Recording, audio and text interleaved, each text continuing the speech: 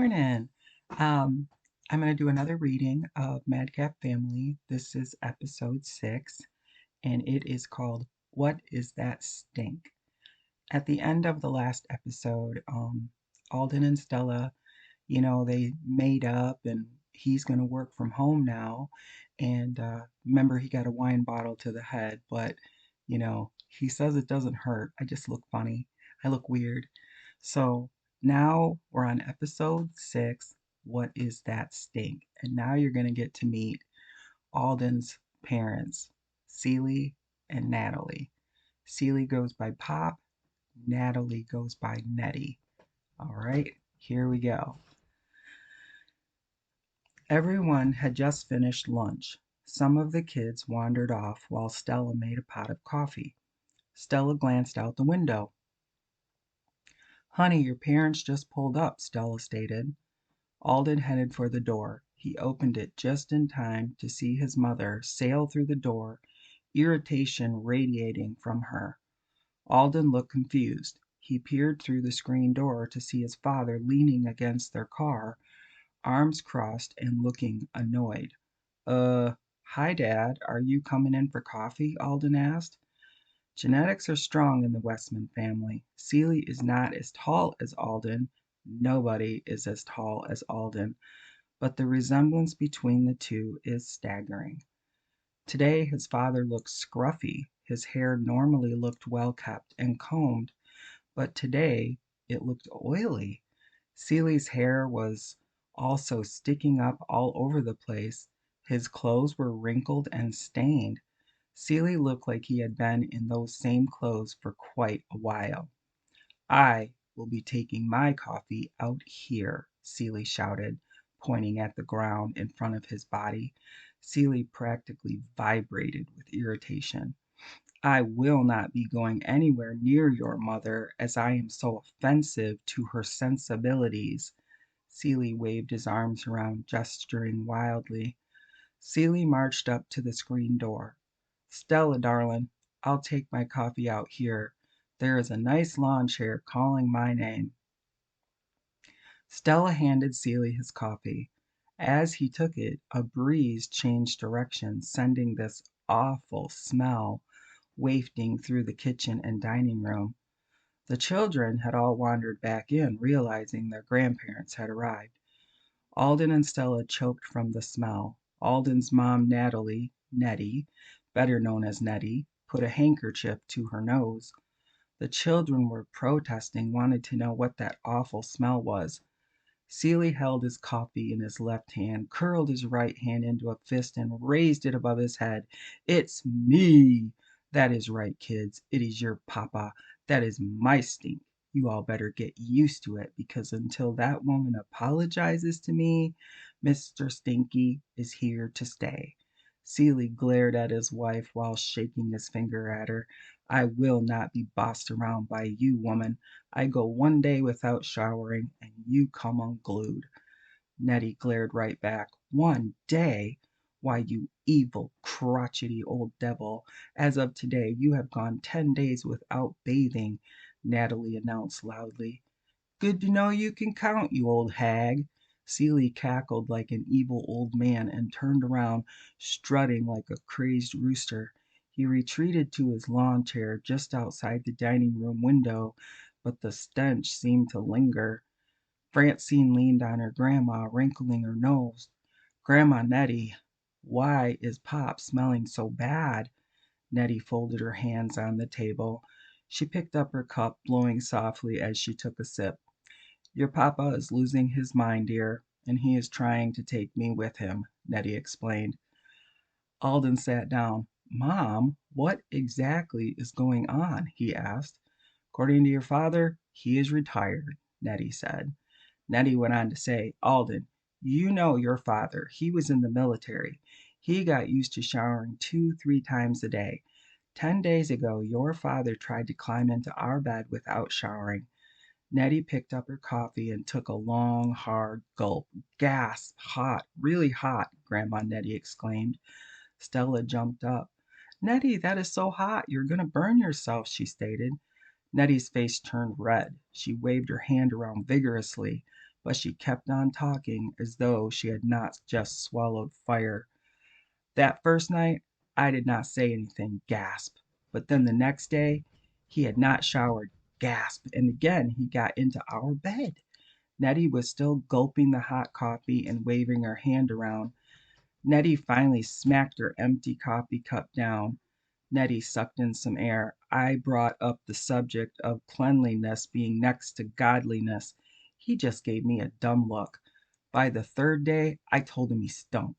The more I got after him to bathe, he just scowled at me. He told me that he did not appreciate me nagging him to death. That man said that the grave would be more peaceful. Nettie's eyes got all squinty. Take me to the cemetery. I'll start digging immediately, Nettie hollered. Adults and children had identical expressions of amazement.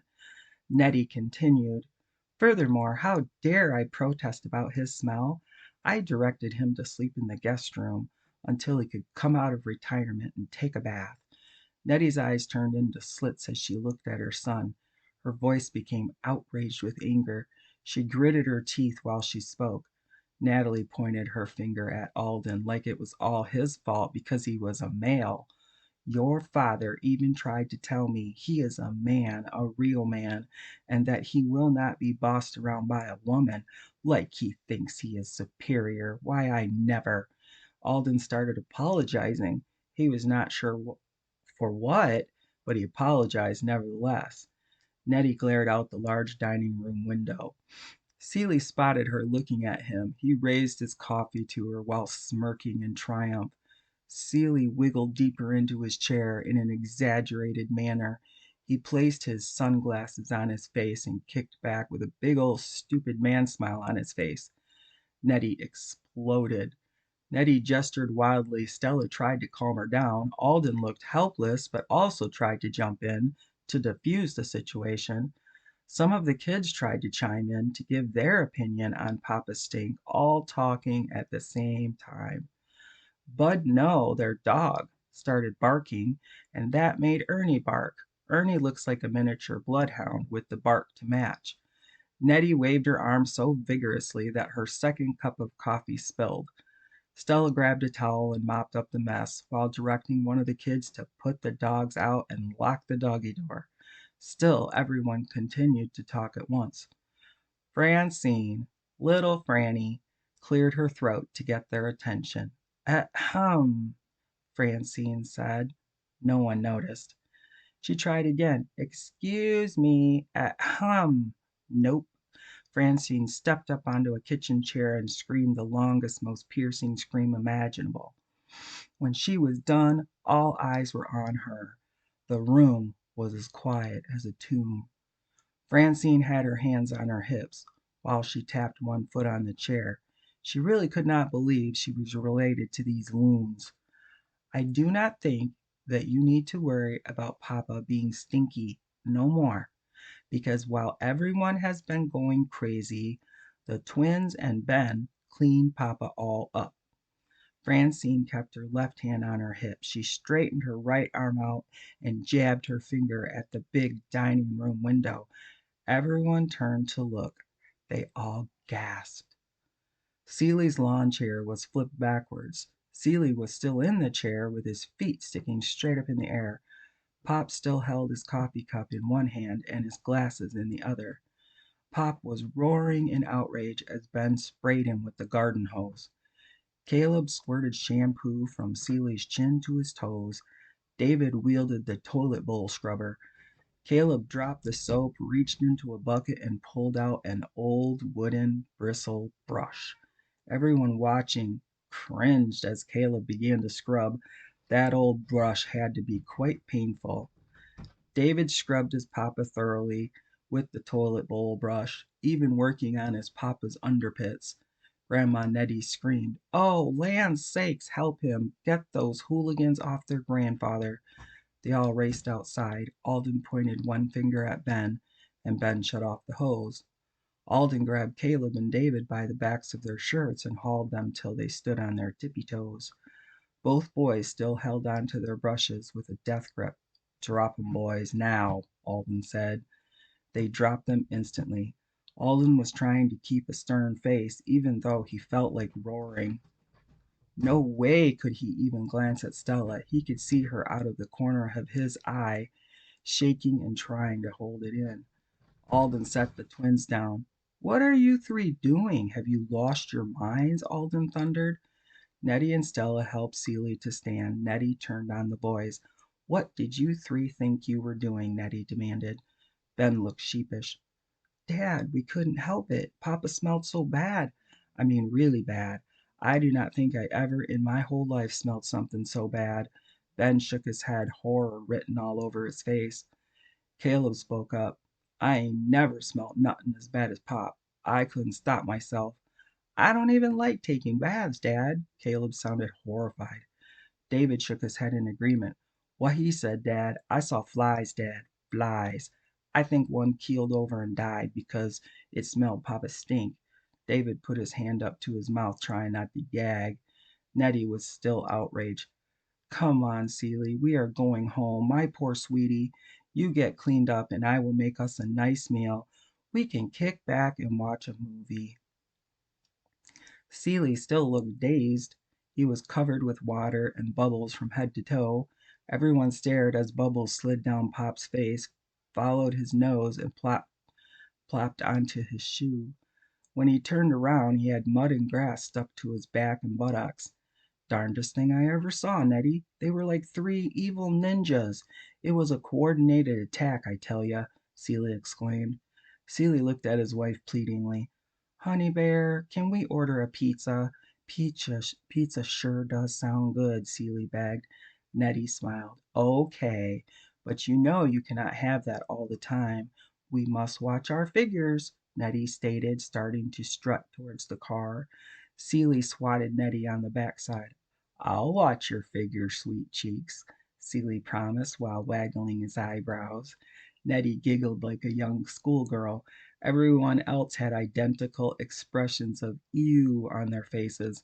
Alden shook his head. He planted a hand flat on his chest. Stella, is that what we are going to look like? Is that our future? Alden whispered, horrified. Stella looked disturbed. She shook her head no in a very uncertain manner. Nettie headed towards the car. Sealy turned around and gave the three boys two thumbs up. Then he whipped out his wallet and handed each of them a $20 bill. You guys did great, he whispered. We will talk later. Sealy turned back with an exaggerated limp, moaning, I am coming, dear, just moving slow. Ouch. Sealy laid it on thick. Sealy held his right hip, grumbling to his wife. Wild, out of control hellions, Sealy hollered all the way to the car. After Alden's parents departed, Stella and Alden looked confused. What gives? Alden asked. Yes, please explain, Stella demanded. Ben cleared his throat. Well, it's like this. Pop called me on the sly today. Said they was coming over. He said that he needed our help. Pop said Pop paid us to jump him and clean him up. But why? Caleb jumped in. Papa said that on account of them both being so stubborn, Pop had to come up with a plan. He said Grandma would never apologize and never stop nagging him, and he wasn't going to cave in and take a bath. David took up the story where his twin left off. Pop said that if we attacked him and washed him, then Grandma Nettie would be so upset she would feel bad for him and spoil him. Besides, he said he was tired of stinking. Because we three jumped him, he got to go home and get cleaned up. Ben jumped back in. Pop said he wanted it to look like he got mistreated by us monsters. He says that he's going to bathe all the time now. Pop is going to tell Grandma that he thinks he has PTSD from us hooligans attacking him. Alden shook his head at them. Your grandpa Sealy already suffers from PTSD due to combat, Alden stated, shaking his head in wonder.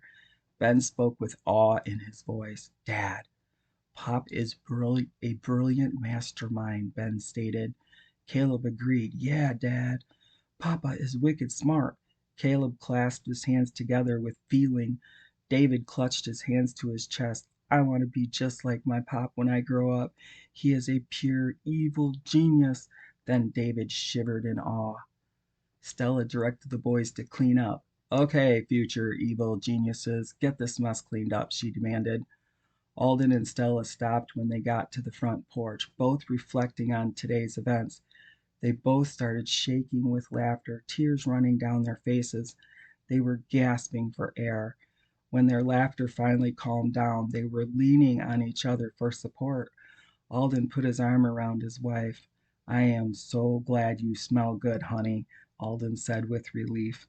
Stella laughed and leaned into her husband, giving him a seductive look. She took a big whiff. You smell so good, baby. I could see myself getting a little crazy with you tonight, Stella purred. Alden's eyes got big. He leaned in close to kiss his beautiful woman. Stella slammed her hand on his chest to stop him. Hold your horses, man. First, we must get all the chores done. I must make dinner and clean up that mess. All 6 kids need to get showers and baths. Then we need to get them all into bed and read stories. Nothing is going to happen if I do not shave these legs. After all that, I am all yours. Alden dropped his head down. He shook his head back and forth. Alden glanced up at his wife and smiled. Well, we better get started. Problem is, honey, by the time we get all of that done, we end up falling into bed and passing out. Stella chuckled. So true. Stella grinned some more. Alden pulled Stella close. Either way, I love you, woman. You are my everything. Stella put her arms around her husband's neck. She moved closer for a kiss.